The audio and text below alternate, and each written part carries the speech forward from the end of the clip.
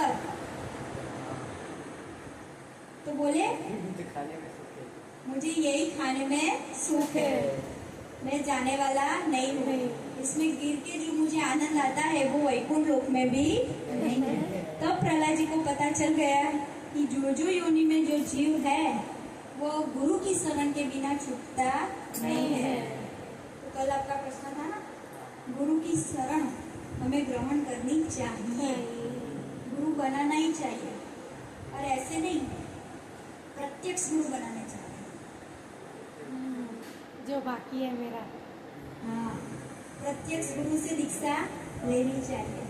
अब आपको हमारे टोटल जो संप्रदाय है ना, रामानंदी संप्रदाय, वैष्णव संप्रदाय, तो उसमें से जिसमें भी श्रद्धा हो ना, उनके आचार्य से दीक्षा लेनी चाहिए। आचार्य से, हाँ, जो हमें लगता है, जिनको सुन के ऐसा लगता है कि इनको भगवान मिल चुके हैं, उनसे दीक्षा हमें ग्रहण करनी चाहिए। तब हमारा उद्धार होगा, क्योंकि भगवान खुद आचार्य बन के जीव के उद्धार के लिए ये पृथ्वी पे आए हैं। रामानुजाचार्य, रामानंद भगवान,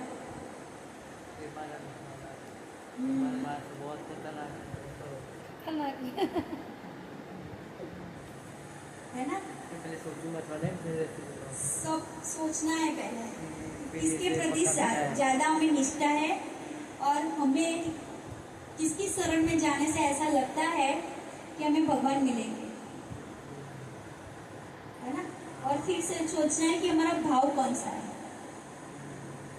सखी भाव है, वात्सल्य भाव है भगवान के प्रति, माधुर्य भाव है, कौन सा भाव है, उस हिसाब से प्यार का, जैसे गोपियाँ थी ना, सब सखियाँ थी, ऐसे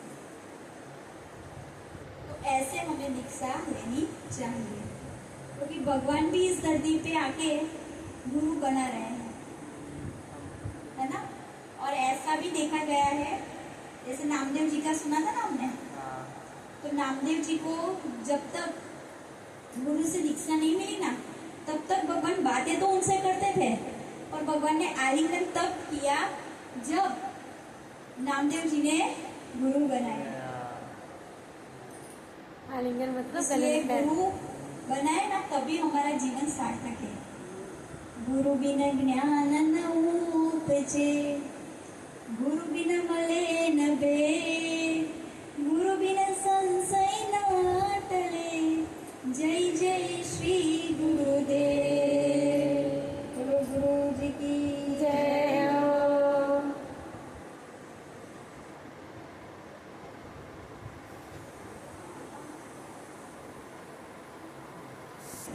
उसमें सुखदेव जी महाराज सुनाते हैं कि एक राजा था जिसका नाम था इंद्रद्युम्न।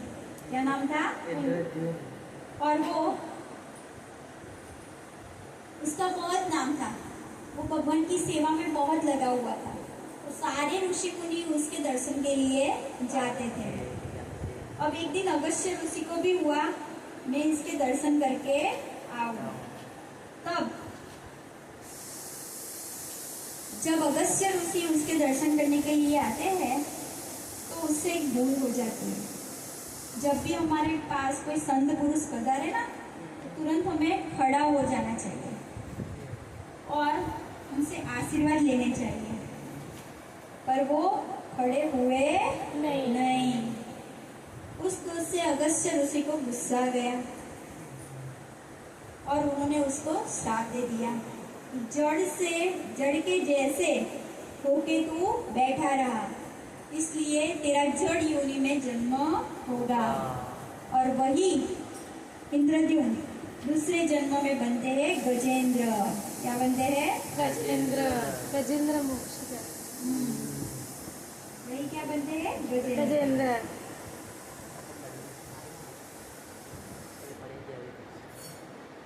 आसीत् गिरिवरो राजं स्त्रीकूट इति विश्रुतः, क्षीरोदेनावृतः श्रीमान् योजनायुक्तमुच्चितः।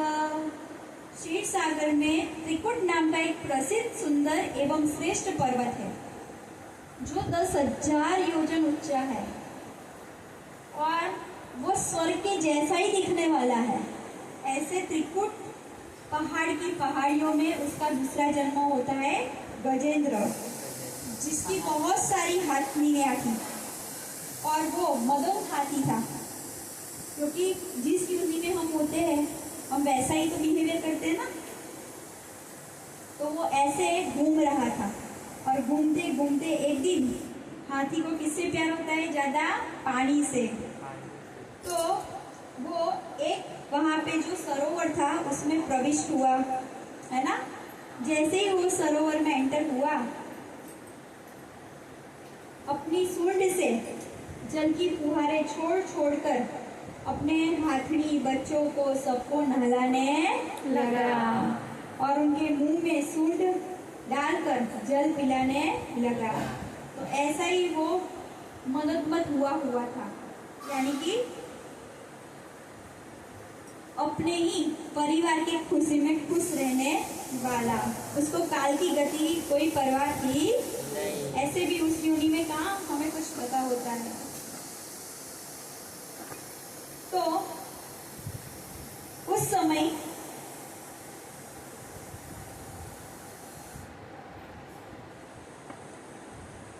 एक वो सरोवर में मगर होता है, वो मगर आके उसका पैर पकड़ लेता है।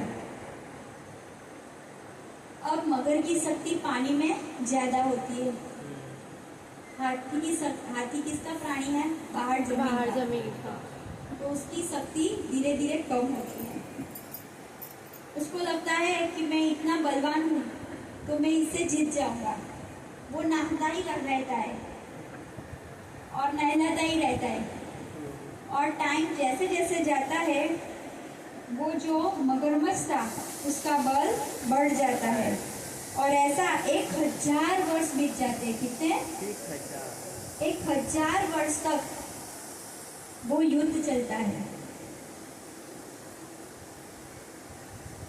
कितने वर्ष तक?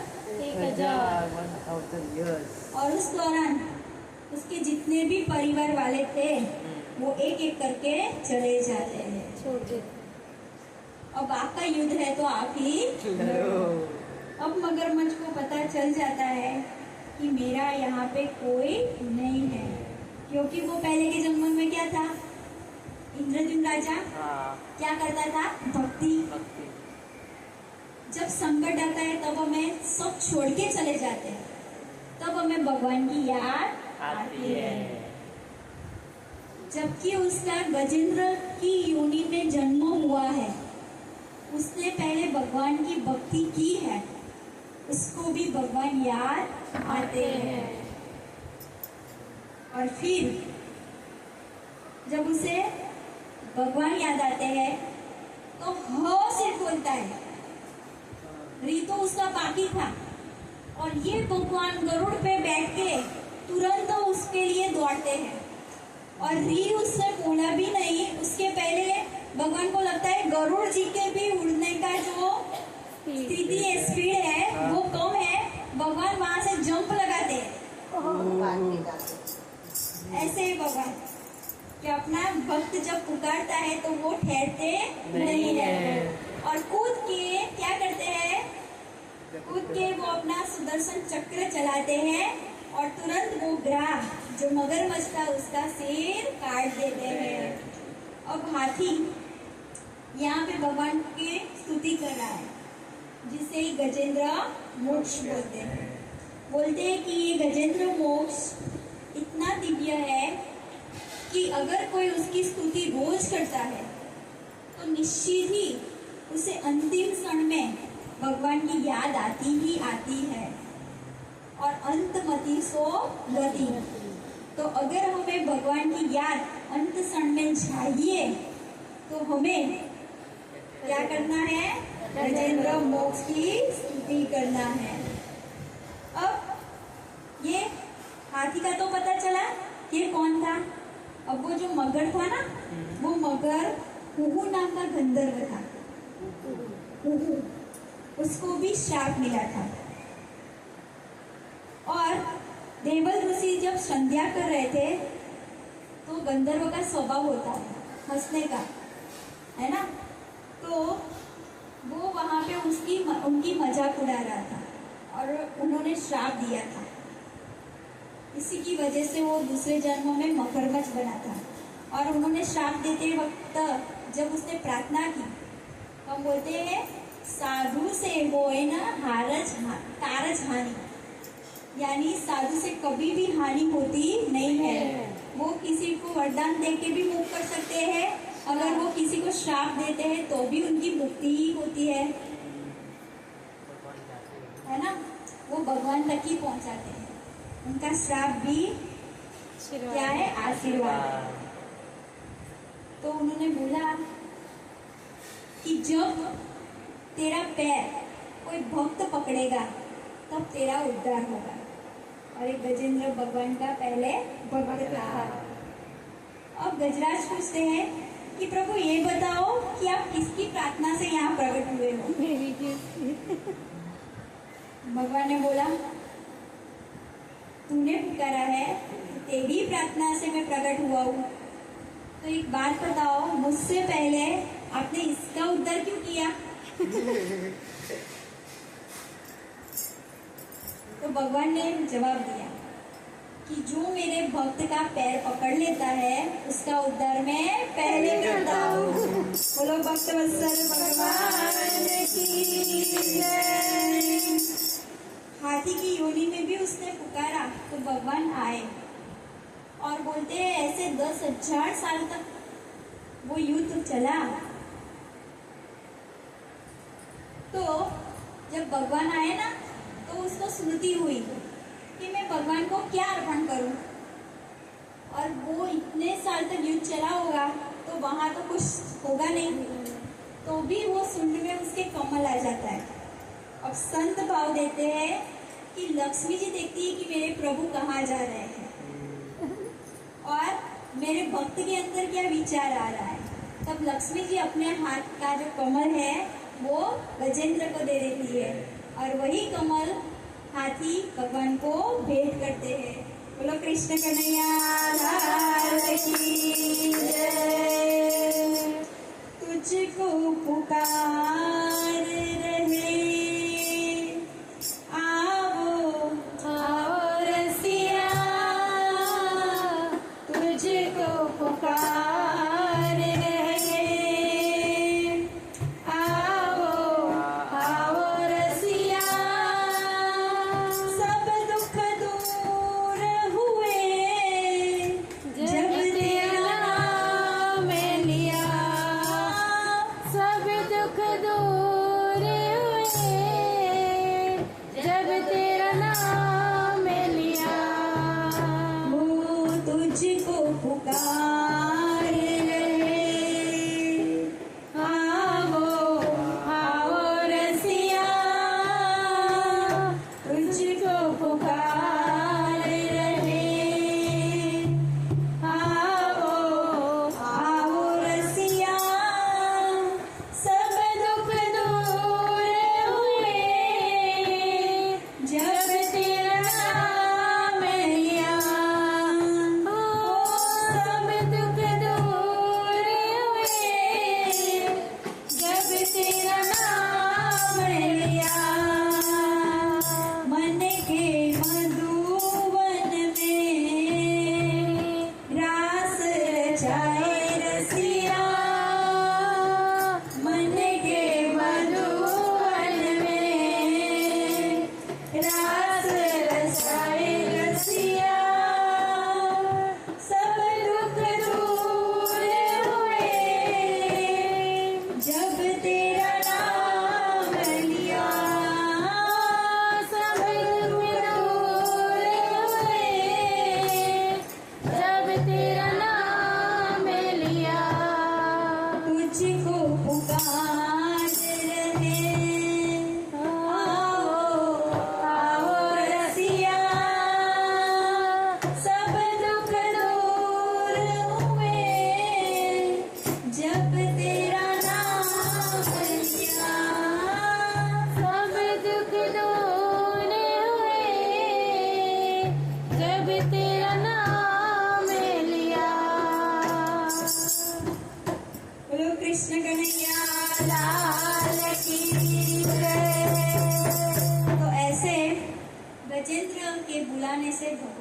प्रकट होते हैं। सुखदेव जी कहते हैं राजन उदित में तत्ते हरे कर्मागनाशनम गजेंद्र मोक्षणम पुण्यम रैवतम त्वंतरम शृणु। परीक्षित, भगवान की यह गजेंद्र मोक्ष की पवित्र लीला समस्त पापों का नाश करने वाली है, जिसे मैंने तुम्हें सुना दिया। अब रैवत मनवंतर की कथा थी। किसकी? रैवत मनवंतर। 5वें मनु का नाम था रैवत, जिनकी पुत्री रेवती का विवाह बलराम जी से होता है। अब रेवती है कौन से युग की? अलग युग की, सत्ययुग की ना। है ना। और जो बलराम जी है वो त्रेता युग के। नहीं, द्वापर में राम थे, फिर कृष्ण। त्रेता, में आए थे। त्रेता, कृष्ण त्रेता में। सतयुग, द्वापर, बलराम किसमें आए थे? त्रेता। द्वापर में आए थे। द्वापर में। हाँ, वही सोचूंगी। पहले सतयुग, फिर हाँ, सतयुग, त्रेतायुग, फिर द्वापर युग, फिर कलयुग। सॉरी। तो द्वापर युग में कृष्ण बलराम आए थे, है ना। और रेवती माता अलग युग की थी। तो क्या होता है कि जब रेवत महाराज उनकी बेटी के लिए ब्रह्मा जी से अनुचित यानी कि अनुचित नहीं, उचित वर के लिए जाते हैं खोज करने के लिए, तो ब्रह्मा जी बोलते हैं कि बलराम जी ही सविशेष उनके लिए पति है। तो उसी समय जब वो आते ना, तो यहाँ पे तो कितने साल चले जाते, क्योंकि यहाँ का युग अलग है। और फिर रेवती जी की शादी होती है, और जो बलराम जी है ना, उनके पास होता है हलदर, हाँ, हल। हल होता है ना। तो वो हल को ग्रहण करने वाली, इसलिए उनका नाम है हलदर। तो वो हल की मदद से उनकी हाइट नीची करते हैं, क्योंकि रेवती जी तो लंबी थी, क्योंकि वो अलग युग की थी ना। बोलो बलराम महाराज की जय।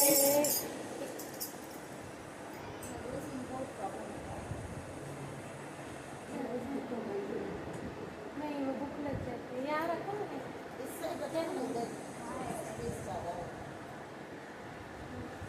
साइड रखा है। एक आना दिखा प्लेट दूँ नहीं, डिश में रख, कल डिश में रख। वो यहाँ बैलेंस उनकी वजह से।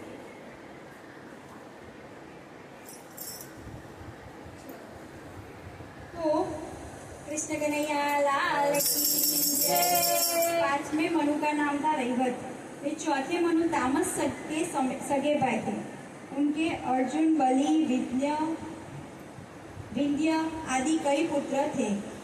उस मनवंतर में इंद्र का नाम था विभु, और भूतरय आदि देवताओं के प्रधान गण थे।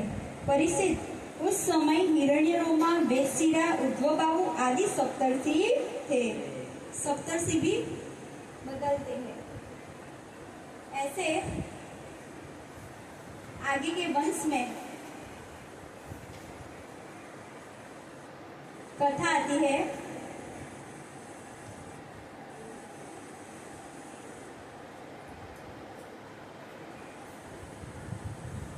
एक बार क्या होता है, देवता और दैत्य दोनों ही सोचते हैं कि हम भाई होते हुए भी हमेशा झगड़ते हैं, तो हम कुछ मिलके ऐसा करते हैं कि उसमें हम झगड़ा करें नहीं। और वो सोचते हैं हम समुद्र मंथन करें। ये प्रेरणा कौन देते हैं? देवता लोग को, भगवान। और फिर देवता दानव के पास जाते हैं। एवं सुतसुरगणे भगवान हरिश्वरः तेषामाविर्भूतराजन् सहस्रार्कोदयद्युतिः। परीक्षित, जब देवताओं ने सर्वशक्तिमान भगवान श्री हरि की इस प्रकार स्तुति की, तब वे प्रकट हो गए, और उनके शरीर की प्रभा ऐसी थी मानो 1000 सूर्य एक साथ आ गए हो। और उन्होंने प्रेरणा की कि आप दानव की मदद से समुद्र मंथन करें। अब उसके पीछे का मेन कारण क्या था? देखो, जो देवता थे ना, उनको उनके वहां पे बार बार ये दानव लोग चढ़ाई करते थे, और देवताओं के पास ऐसी शक्ति नहीं थी कि जिससे वो बच सके। दानव जब मरते थे ना, तो शुक्राचार्य के पास संजीवनी विद्या थी, तो उनसे वो उनको जिंदा कर देते थे। पर देवताओं के पास ऐसा कोई समय शक्ति था नहीं, तो इसीलिए भगवान उनको प्रेरणा देते हैं। यहाँ पे दानवों को जब बोला, पहले देवताओं ने भगवान से बोला कि भगवान आप बोलते हो दानव का साथ दो, और भगवान दानव हमारे भाई होते हुए भी वो हमारे दुश्मन है, वो क्यों हमारा साथ देंगे? तब भगवान ने बोला कि आप उनको ये लालच देना, तो अवश्य ही वो अमृत के लाभ से आपकी सहाय करेंगे। तो बोला अच्छा। अब देवता और दानव सोचते हैं कि हम समुद्र मंथन करेंगे। मंदराचल पर्वत समुद्र से निकाला जाता है और वासुकी नाग की डोरी बनती है ना, और वासुकी नाग की रस्सी से समुद्र मंथन चालू होता है। भगवान ने देखा और बोला, दानवों से बोला कि आप छोटे हो और देवता बड़े हैं, इसलिए आप मुंह पे रहो। देवताओं को क्या बोला? आप मुंह पे रहो, और दानव को बोला आप पूंछ पे रहो। और भगवान की इसमें भी लीला थी। तो दानव, उनको पता ही था दानव झगड़ा करेंगे, वो बोले हम क्यों पीछे रहे, हम तो आगे ही रहेंगे। तो भी झगड़ा करके वो मुंह पे आ गए और देवता लोग पीछे चले गए, और समुद्र मंथन चालू हुआ।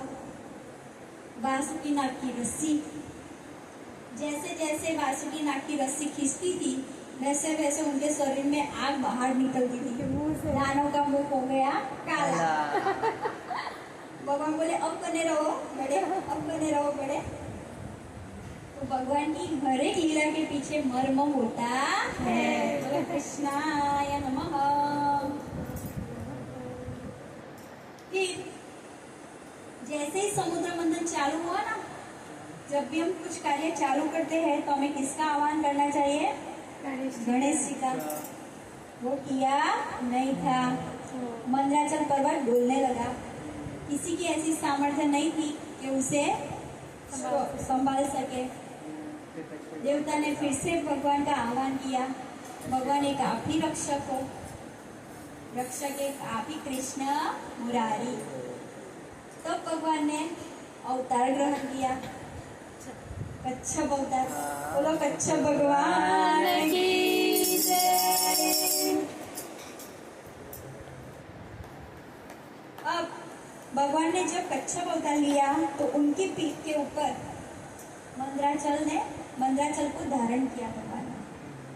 अब भगवान को खुजली आने लगी, उनकी पीठ में खुजली आने लगी। तो जैसे जैसे वो रगड़ते थे ना, तो भगवान को प्रशंसा होती थी, और रगड़ो ऐसा। वैसे समुद्र में से जैसे जैसे मंथन होता गया, वैसे वैसे कुछ न कुछ निकलता गया।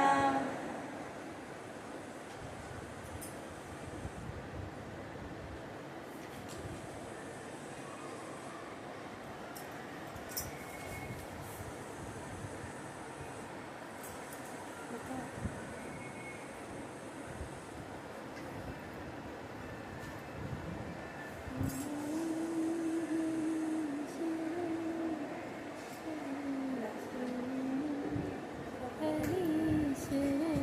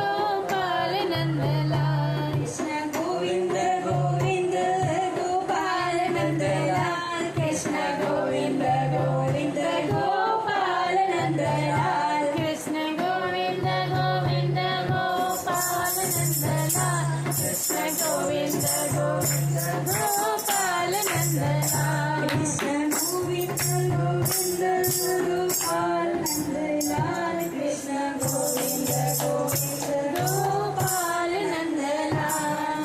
ऐसे समुद्र में से जब मंथन चालू किया तो 14 रत्न निकले। पहला हलाहल विष निकला। अब वो तो पीने के लिए कोई तैयार नहीं। तब बोले बाबा ने ग्रहण किया। बोलो नीलकंठाय नमः। अब जब भगवान ने वो विष पिया तो रा बोलते, रा जैसे बोले ना वैसे भगवान ने विष धारण किया। यानी यहाँ पे रा बोल के भगवान ने एक दरवाजा बना दिया और गले में धारण किया और म बोलते ही मुंह को बंद कर लिया। यानी राम नाम के बीच में वो विष अटक गया। बोलो नीलकंठ भगवान की जय। वो विष पीते ही उनका जो गला था वो ग्रीवा कैसा हो गया, नील कलर का, इसलिए उनका नाम पड़ा नीलकंठ। और जब वो विष पी रहे थे तब उसकी कुछ बूंदे नीचे गिरी। वो जिस जिस प्राणियों ने पी वो विषैले हो गए। जहरीले जहरीले मतलब सांप बिच्छू ये सारे है ना। फिर कामधेनु गाय भी वो ऋषियों ने ली। उच्चेश्वर का घोड़ा निकला, वो बलि राजा ने लिया। ऐरावत हाथी निकला, वो इंद्र। अब बलि राजा कौन थे? प्रहलाद जी के वंशज है ना। वो दानव थे तो उनको मिला। ऐरावत हाथी वो इंद्र को मिला तो देवता को मिला। कौस्तुभ मणि निकला। अब कौस्तुभ मणि का ऐसा तेज था कि जिसको धारण करने के लिए वो तैयारी कोई नहीं था, तो वो कौस्तुभ मणि भगवान ने ही स्वीकार किया। अब वो कौस्तुभ मणि कौन है? तो जीव है।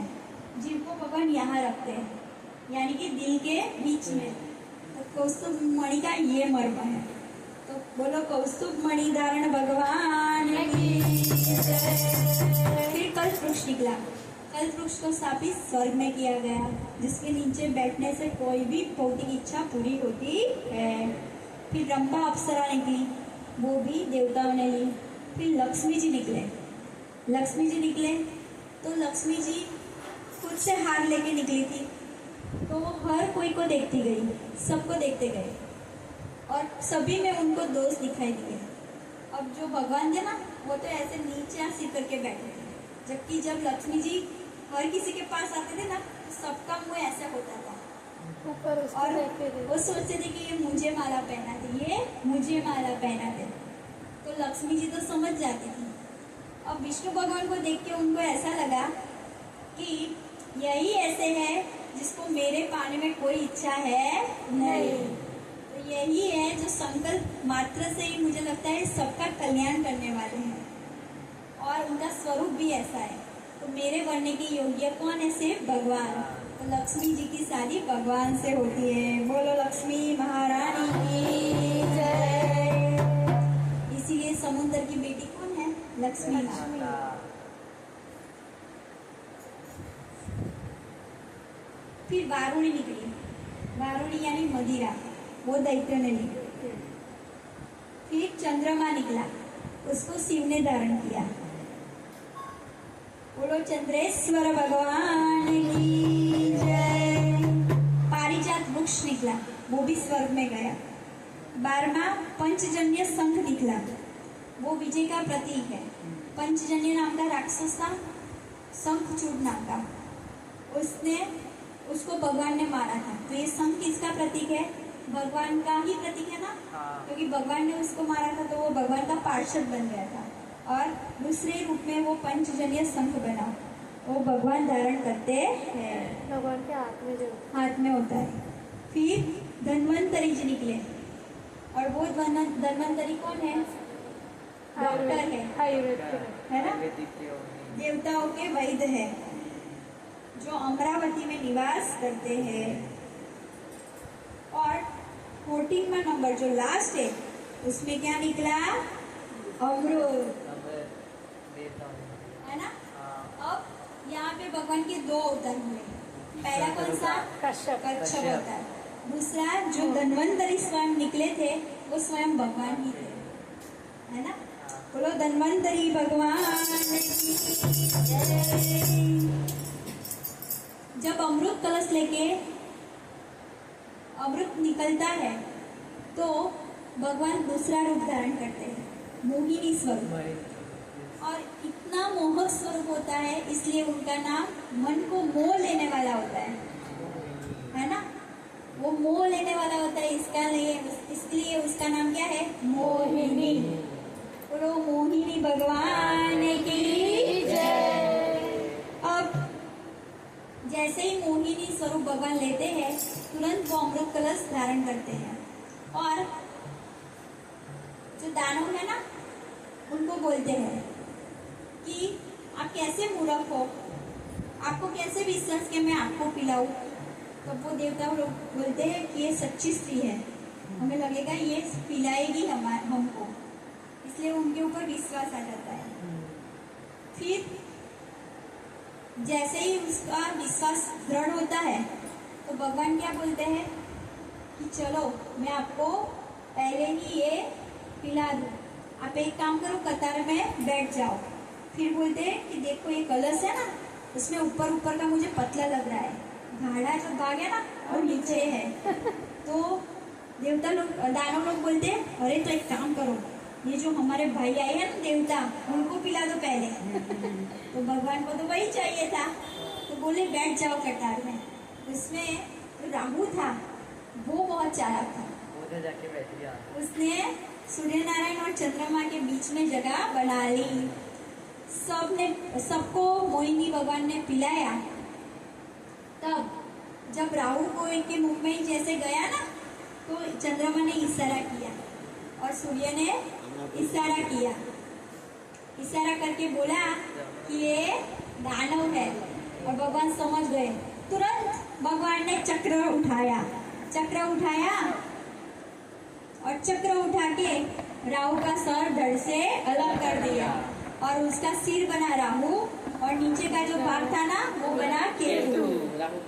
तो इसलिए आज भी, क्योंकि वो अमृत पीने के कारण अमर हो गया था, आज भी उसकी ग्रहों में तुलना होती है। उसको छाया ग्रह बोलते हैं, ब्रह्म में डाल देते। और हाँ, यानी वो मोह के कारण, यानी कि हमें मोह में डालते हैं। तो उसको ज्योतिष में एक स्थान मिला, राहु और केतु को, और वो आज भी बदला लेता है, सूर्य और चंद्र को ग्रास करता है, ग्रहण लगाता है, क्योंकि उन लोगों ने इशारा करके बोला था। और वहां से जैसे ही देवताओं का काम खत्म होता है, वो स्त्री स्वरूप मोहिनी भगवान वहां से गायब, दानव को कुछ नहीं मिला और दानव ऐसे ही हाथ रगड़ते रह गए। बोलो मोहिनी भगवान की जय। जब ऐसा होता है तो दानव बोलते हैं अरे वो स्त्री कहाँ गई।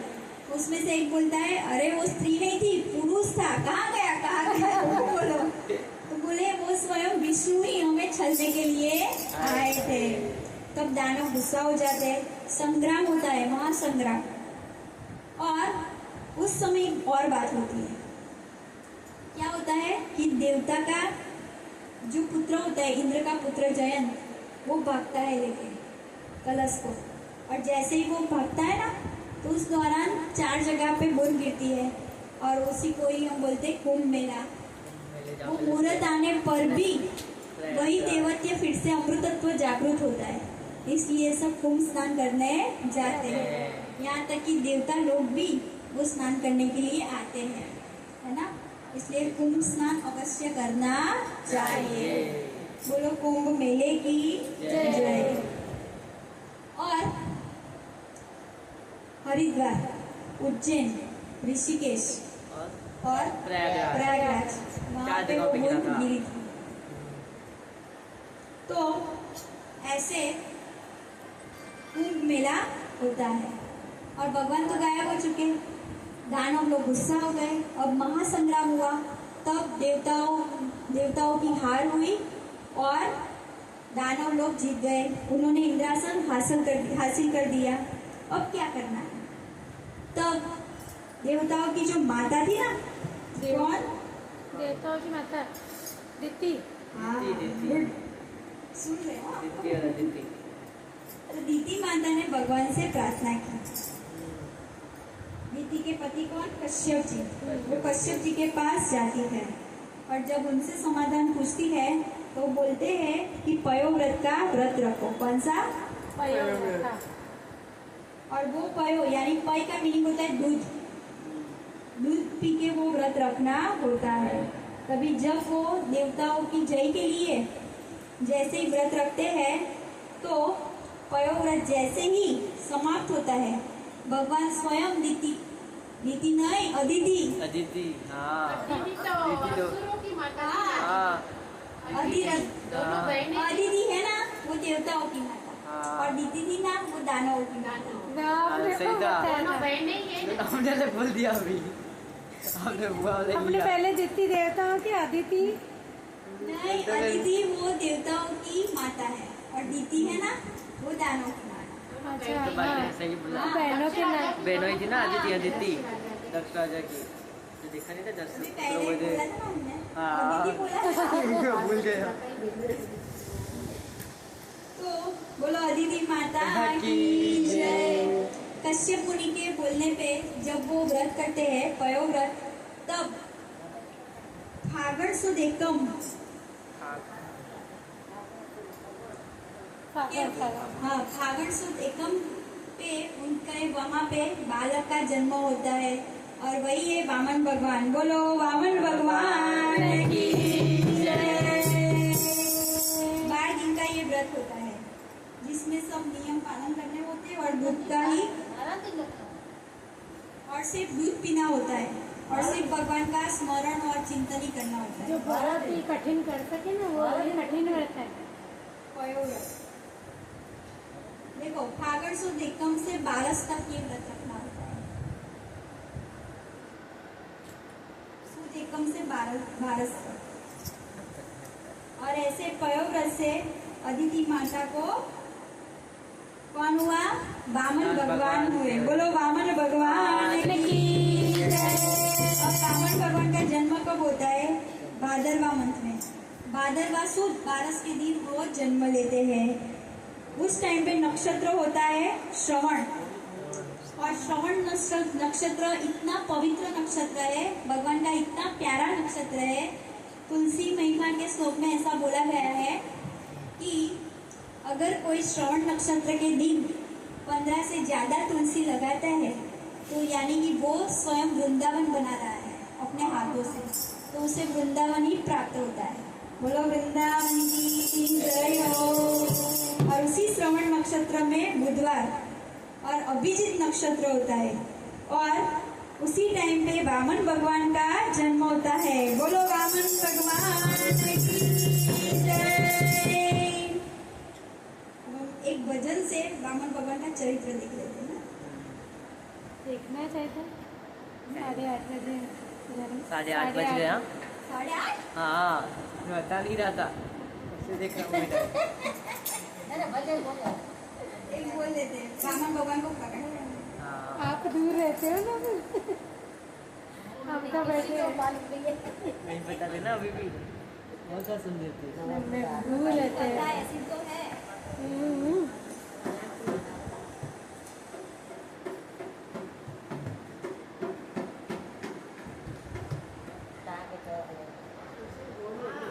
स्टॉप किया। कीने चालिया रे विष्णु वामन सही ने चालिया रे। बटड़वा बीजो इंद्र रे विष्णु वामन सही ने चालिया रे। विष्णु वामन बनी ने चालिया रे। इसी मंडल माए वा शोभता रे। माएवा शोभता रे। यज्ञो पवित्र नादान कर्या हो विष्णु वामन सही ने चालिया रे। विष्णु वामन बनी ने चालिया रे। बृहस्पति जी है ना, उन्होंने वामन जी को यज्ञोपवीत पहनाया यानी कि ब्राह्मण बना दिया। મૃગ ચર્મ કાખમાં એમનું શોભતું રે, મૃગ ચર્મ કાખમાં એમનું શોભતું રે। मृग चर्म किसने दिया? पृथ्वी मैया ने। पृथ्वी मैया ने उनको मृग चर्म दिया। मृग चर्म यानी बैठने का आसन। त्रिपुंड बाल विशाल मारा शोभતું રે, बाल विशाल मारा शोभતું રે। विष्णु वामन થઈને ચાલ્યા રે, વિષ્ણુ વામન થઈને ચાલ્યા રે, શ્વેત છત્ર સિર પર ધર્યું રે, શ્વેત છત્ર સિર પર ધર્યું રે। श्वेत छत्र उन्होंने उनको गौ माता ने दिया था। किसने दिया था? ગૌ માતાને। कर्मा कमंडल सार शोभતું રે, કર્મા કમંડલ સારું શોભતું રે, वो ब्रह्मा जी ने दिया था। કમંડલ। सरस्वती हार पहरावता रे, સરસ્વતી હાર પહેરાવતા રે, माता अदिति फिर से पकवान विष्णु वामन થઈને ચાલ્યા રે। વિષ્ણુ વામન બનીને ચાલ્યા રે, કરુણા સિંધુ ક્યાં તમે ચાલ્યા રે, કરુણા સિંધુ ક્યાંથી ચાલ્યા રે, અધૂરી છે અમારી આસ વિષ્ણુ વામન થઈને ચાલ્યા રે। વિષ્ણુ વામન થઈને ચાલ્યા રે, ભૃગુ કચ્છમાં હું જાઉં છું રે લોલ, ભૃગુ કચ્છમાં હું જાઉં છું રે લોલ। હણવા બલિનું અભિમાન વિષ્ણુ વામન થઈને ચાલ્યા રે। વિષ્ણુ વામન થઈને ચાલ્યા રે, भगवान क्या बोलते हैं? मैं बलि राजा का अभिमान तोड़ने के लिए जा रहा हूँ, क्योंकि उस टाइम पे जो जो देवलोक था उसका साम्राज्य किसके पास था? दानव के पास। दानव के पास। दानव में प्रहलाद जी का जो વંશી। प्रपौत्र, हाँ वंशज, वो बलि राजा वहाँ पे बैठा हुआ था। शुक्राचार्य ने उनको ये पद दिया और इंद्रासन तो उनको मिल गया, पर बोले कि इंद्रासन की मर्यादा है, उसके लिए तुझे 100 यज्ञ करने पड़ेंगे, और जब 100 यज्ञ पूरा होगा तभी तू सत्यक्रतु कहलाएगा, और जो सत्यक्रतु करता है उसको ही वहाँ पे वो सिंहासन मिलता है। तो ये लास्ट यज्ञ चल रहा था और वामन भगवान प्रकट होके आते हैं। बृहस्पति जी देवताओं के गुरु उनको जनेऊ पहनाते हैं, कश्यप जी उनको मुंज की माला पहनाते हैं, सूर्य गायत्री मंत्र देते हैं, यानी वो पूरे ब्राह्मण बन गए। अदिति माता लंगोटी पहनाती है, ब्रह्मा जी कमंडल देते हैं, सोम उनको दंड देते हैं, चंद्रमा दंड देते हैं, सरस्वती रुद्राक्ष की माला देती है जप के लिए, पृथ्वी माता आसन देती है, गोलोक उनको छत्र देता है, 7 ऋषि उनको कुश देते हैं, कुबेर उनको भिक्षा पात्र देता है, और उमा माता भिक्षा देती है। बोलो वामन भगवान।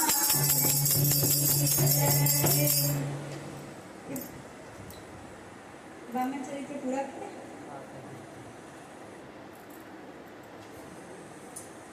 थोड़ा बैठ लेना, 10 मिनट देखो। ચાલુ છે। फिर वामन भगवान जैसे ही प्रकट होते हैं, कैसे वामन बटुक स्वरूप है ना, छोटे छोटे, और उन्होंने ऐसे लंगोटी बांधी हुई है, और छोटे छोटे बालक के रूप में वो कहाँ जाते हैं? भृगुकच्छ, यानी कि आज का भरूच, ભરૂચ રઘુકથા। वहाँ पे बलि राजा यज्ञ कर रहे हैं। जैसे ही बलि राजा के यज्ञ में पहुँचते, भगवान का स्वरूप देख के सब खड़े हो जाते हैं। बलि राजा का व्रत था कि जो भी यहाँ पे आएगा मैं उसको खाली हाथ नहीं जाने दूंगा। साक्षात वामन भगवान वहाँ पे आते हैं, एक तो ऊपर से उनका स्वरूप ऐसा, बलि राजा बाहर निकलते हैं। ब्राह्मण देव आपको क्या चाहिए? बटुक देव आपको क्या चाहिए? वामन भगवान बोलते हैं और कुछ नहीं, हम ब्राह्मण तो संतोषी है ना। मुझे सिर्फ 3 पैर भूमि चाहिए, क्योंकि मुझे बैठ के वहाँ पे मैं भय के बिना जाप कर सकूं और भगवान को याद कर सकूं।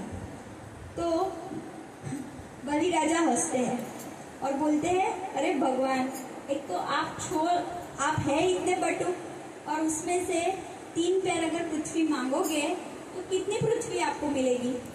मैं बोलता हूँ कि हमारे यहाँ ऐसे ऐसे दानव है जिनके पैर की लंबाई बहुत बड़ी है, उनको बुला दूँ 3 पैर नापने के लिए। वामन भगवान बोलते नहीं, हम संतोषी है, मुझे सिर्फ बैठने के लिए जगह चाहिए और कुछ नहीं चाहिए। फिर वामन भगवान बोलते हैं कि हम कुछ भी लेते हैं ना तो हम संकल्प से लेते हैं।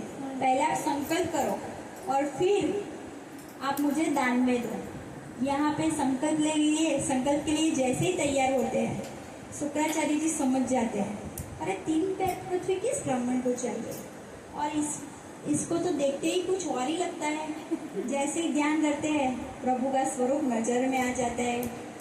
संकल्प के लिए जैसे ही हाथ में जल लेते ना, अरे रुक, तो तुझे पता नहीं, जो ये मोहिनी स्वरूप लेके स्त्री आई थी वही ये विष्णु है, आज वामन बन के आया है चलने के लिए। यहाँ पे बलि राजा सोचते हैं कि अगर मैं नहीं दूंगा तो मेरे संकल्प का कोई मान नहीं रहेगा, और दूंगा तो जो समस्त ब्रह्मांडों को देता है वो मेरे द्वार आज भिखारी बन के लेने आया है, तो मैं उनको अवश्य ही दूंगा।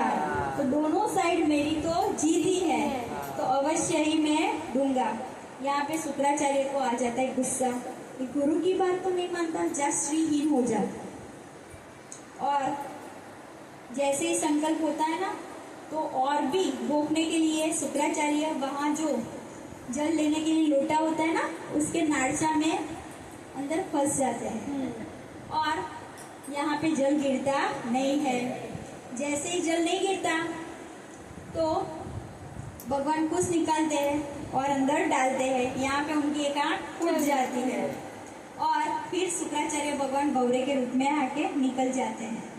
फिर वामन भगवान के लिए बलि राजा संकल्प लेते हैं और जैसे ही संकल्प पूरा होता है तुरंत भगवान वामन से विराट हो जाते हैं। बोलो विराट भगवान की जय। यहाँ पे पहला पैर ऊपर के सारे लोग माप लेते हैं, नीचे दूसरा पैर नीचे के माप लेते हैं। अब बलि राजा को पूछते हैं, बोल अभी तेरा संकल्प अधूरा है, तीसरा पैर कहाँ रखूं? बलि राजा बोलते हैं, दान देने से देने वाला महान होता है, अभी मैं बाकी हूँ महाराज, आप मेरे ऊपर पैर बदलाओ। बलि राजा के ऊपर भगवान उनके सिर पे पैर रखते हैं, इसलिए आत्मसमर्पण भक्ति के आचार्य बलि राजा है, जिन्होंने अपने आप को भी भगवान को दे डाला। बोलो बलि राजा की जय। भगवान खुश हो गए कि तेरे जैसा दानी कोई नहीं है, तब से हो गया बलिदान। और फिर वहां पे उनकी जो बेटी होती है ना विंध्यावली, वो देखती है सब बलि राजा। तो जैसे ही वामन भगवान को देखती है तो उसको ऐसा होता है कि ऐसा मेरा पुत्र हो, तो जैसे ही वो छल करते देखती है तो ऐसा पुत्र हो तो मैं मार डालूं। और वही दूसरे रूप में कौन बनती है? पुतना। भगवान भक्त के सब संकल्प पूरे करते हैं। छोटी छोटी बात में, पर कभी कभी बड़ी बात में देर लगाते हैं। हाँ, फिर क्या होता है? संकल्प पूरा होता है। यहाँ पे जब तक संकल्प पूरा नहीं होता ना, तब तक पास में भगवान बांध देते हैं। तब उनकी पत्नी प्रार्थना करती है कि भगवान आप तो कितने कैसे हो कि जो दान देता है उसको भी बांध देते हो, है ना। और फिर भगवान पास से उसे छोड़ते हैं और फिर आत्मसमर्पण के आचार्य वो कहलाते हैं। बोलो बलि राजा की जय। बलि के ऊपर भगवान खुश हो जाते हैं, बोलते मांग, जो तुझे मांगना है वो मांग। बलि राजा बोले, भगवान आपका स्वरूप कितना सुंदर है, मुझे तो ऐसा होता है वही स्वरूप में आपका निरंतर देखा करो। भगवान ने बोला तथास्तु, तू जा और नीचे राज्य कर। बलि राजा को नीचे आज भी सूतल लोक का राज्य मिला हुआ है, पाताल लोक। तो पाताल लोक के राजा कौन है? बलि राजा। वहाँ पे आज भी भगवान द्वारपाल बने हुए हैं। जब लक्ष्मी जी को समाचार मिलता है नारद जी से, लक्ष्मी जी रूप बना दी है, यहाँ पे भगवान बंदे हैं, उनको छुड़ाने के लिए लक्ष्मी जी राखी बनवा दी है। तब से बोलते ये न बद्दो बलि राजा, है ना। फिर भगवान बोलते हैं कि अब नेक्स्ट जब मनवंतर आएगा तब तुझे इंद्रासन मिलेगा और तुझे इंद्र बनाऊंगा। बोलो भक्त वत्सल भगवान की, वामन भगवान की।